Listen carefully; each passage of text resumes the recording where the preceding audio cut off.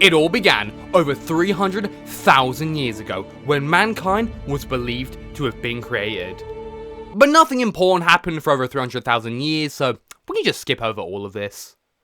Wait a minute. Who's this Austrian guy? The year is 1980, when mankind created the first thing worth a damn. Oh, I'm sorry, I thought I was playing video games, not trigonometry! God! Pacman's everyone's favourite. Everyone loves Pacman because of his... Pacman is loved in the underworld for his missing pizza slice. Look, I'm really trying here. Pacman was created by one Toru Iwatani and Namco. It's a basic high score based maze chase game and released on the 22nd of May 1980 in Japan under the name Pacman. What dev saw this and went, ice hockey? Thankfully, when the game was localized in October 1980, they decided to change the name from Pacman to Pacman to stop vandalists changing the name from Pacman to Fuckman.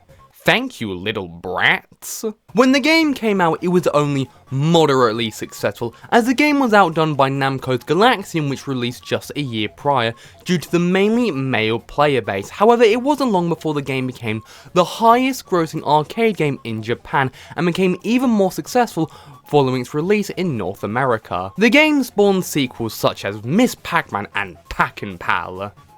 So the game only spawned one sequel, Miss Pac-Man. Seriously, what a live being on Earth said, let's play Pac-N' Pal? Don't worry, I'll take care of him. The game has had plenty of ports to consoles such as the NES, Game Boy, Game Boy Advance, Game Gear, Neo Geo Pocket Color, smartphones, fucking Google, with the most popular of these ports being for the Atari 2600. Let's give it a try.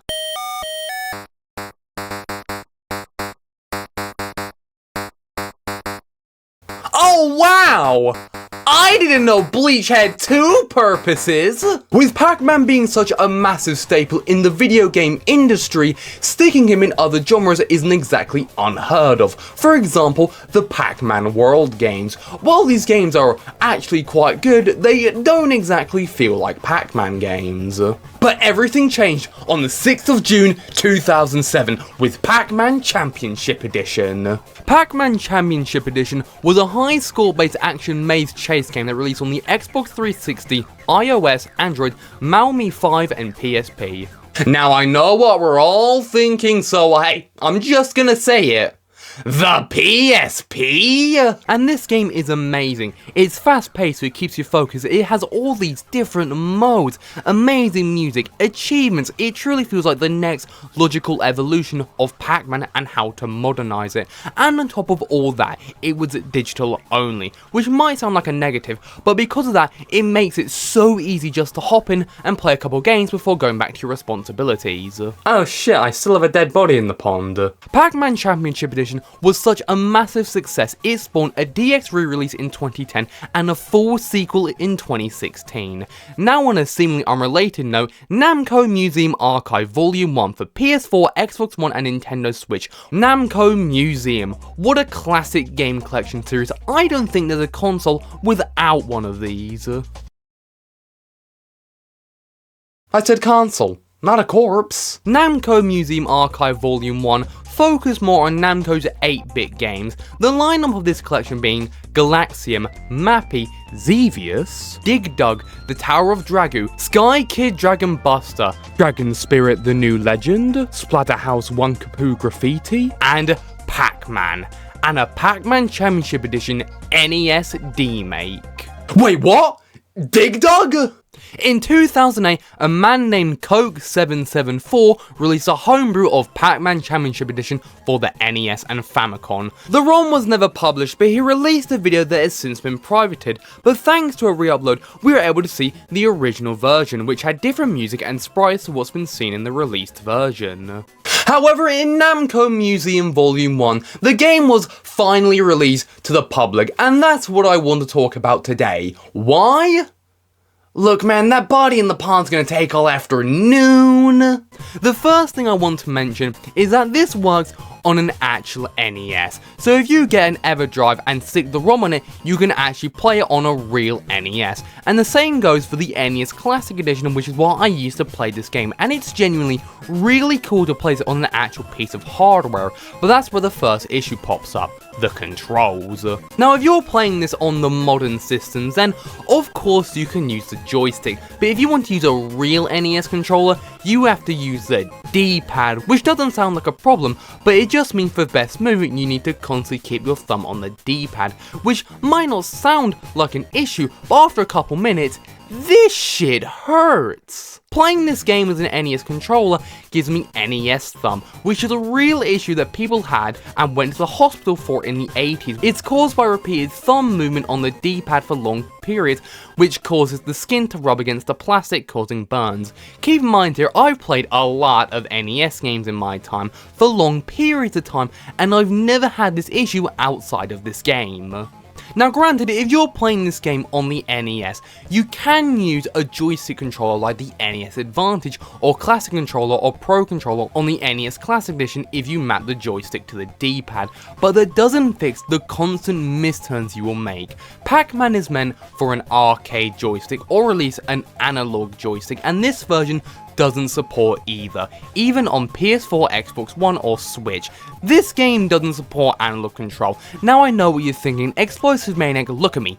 Joystick moving, character moving. Go back to the mental asylum. Well, first of all, no thank you. They didn't have any copies of Hitman Blood Money. And second of all this joystick is actually doing is just mimicking the movement of a D-pad. So instead of having 360 degrees of motion allowing you to go in any direction, unless you have stick drift, instead you can only go in 8 directions, which is already too high as the original Pacman was only made with a joystick that can go in 4 directions in mind. Now I know what you're thinking, that sounds better. Well, the original Pacman was made with only a 4-directional joystick in mind, but Pacman Championship Edition was made with modern controllers in mind, like the Xbox 360 controller, so 8 directions isn't enough for Pacman Championship Edition. For a more well-known example of something like this, Super Mario 64 DS is a remake of Super Mario 64, which uses this guy. The N64 joystick could go in all 360 degrees, so playing Mario 64 with just a D-pad means making precise jumps feels unnatural and a lot more complicated than using the N64 controller. Now some people believe that using a 3DS fixes this when you use the circle pad. Hold on a minute. Some idiots believe that using a 3DS fixes the issue with using a joystick. Now granted, it may feel slightly better, but that doesn't fix the problem, as a joystick is essentially a moving D-pad. Using a joystick on a game that doesn't support analog control doesn't magically give it analog control. So yes, technically you can say that playing with a joystick is better, but barely, and it doesn't have anything to do with it actually being a joystick. It's probably more because it doesn't make you having to go to the hospital after trying to play the game with it, which thank God, because that means I can use my time to talk about all the modes, all 2 of them. The 2 modes being normal mode and extra mode. What makes it so extra? Well, normal mode is for all the normies, people who haven't sacrificed their life to the yellow god, and extra mode? I'll let you shoot me in the face so I don't have to explain it. Hopping into normal mode, God, it reminds me of something. God, it's on the tip of my tongue. The Pacman! Yeah, it's a Pacman Championship Edition, just if it ran on an NES. But I know what you're thinking, that can be it, and you're right, there's more. Now I can't see half the screen. Oh, hey, never mind. Because the NES didn't run games in 16:9 widescreen, this game obviously couldn't run in widescreen, so they had 2 options: either squish the hell out of the game, or make the game zoomed in and make the screen scroll with Pacman. Now while at first this option may seem really dumb, I think this was a better choice, as unlike some games that have bad screen crunch like Sonic the Hedgehog Genesis, this game still gives enough time to react, so instead of it feeling unfair, it just makes the game feel more tense and fast paced. I too turned serious flaws about myself and turned them into quirky character traits. With the game being zoomed in like this, it reminds me of the Pacman collection on GBA. See, it's not a flaw, it's a reference. Other than that, it's Pacman. It's still a fast-paced, high score-based game that gradually gets faster as the game goes on, meaning you have to make tight turns, so pretty much this thumb is going to be useless. Collecting the big pellets increases the amount of points you get by 10 for every regular pellet. That's until you get through, which changes the map. Why aren't you going crazy? Holy shit! It morphed! Much better. Well, if normal mode doesn't do much for you, clearly you need to try extra mode. It's faster. That's about it. This mode starts off blistering fast and is ass hard. Due to the much higher speed, the map changes more frequently, meaning more sharp turns, and with this controller, I might as well be using an iToy. At least that one comes with iToy Play. This mode is just a lot harder and I tend to die a lot more because of it. I guess I'm not in the Pacman sacrifice group. Why, yes, you can still shoot me in the face. What else is there to talk about? Oh yeah, the achievements. The game features the same achievements as the regular console version of the game. I've gotten a few of them in my time playing the game. I remember trying to go for all the achievements, and as you can see, that thought didn't last long. After the 4th hospital run, I just couldn't take it anymore. Though I heard if you're there 5 times in a row, you get 50% off the vending machine. The music is more or less just remixed of classic Pacman songs, and man, considering this is just a bunch of bleeps and bloops, it still manages to create a sense of urgency and the speed. The music speeds up too as the game goes on. Visually, it does look like an NES game. It is an NES game after all. And that is Pacman Championship Edition NES. Now, considering the hardware it's made for, it's actually good. Wait, I bitched about this for 10 minutes and I like this? Yes, even considering the big issues I have with this game with the controls and the pain that comes with playing this on real hardware, this is actually quite good, and I actually kind of prefer this over the main console version, mainly due to the zoomed in camera, as I think it makes the game feel faster and more tense than the original. Considering this was just a little bonus game shoved into a much bigger collection, I don't think it takes away from the fact that this game on its own has enough meat on it and is just as addicting as the regular version to at least keep me coming back to it off the hospital. For a fun little game shoved in, and with it being a bonus, being a fun little remake of a very fun and addicting game, I feel that warrants this game's existence on its own. Now that was Pacman Championship Edition NES, and man, this game is so fun and enjoyable, and especially since the original was made by only one guy. This game is so addicting, I feel like playing it right now.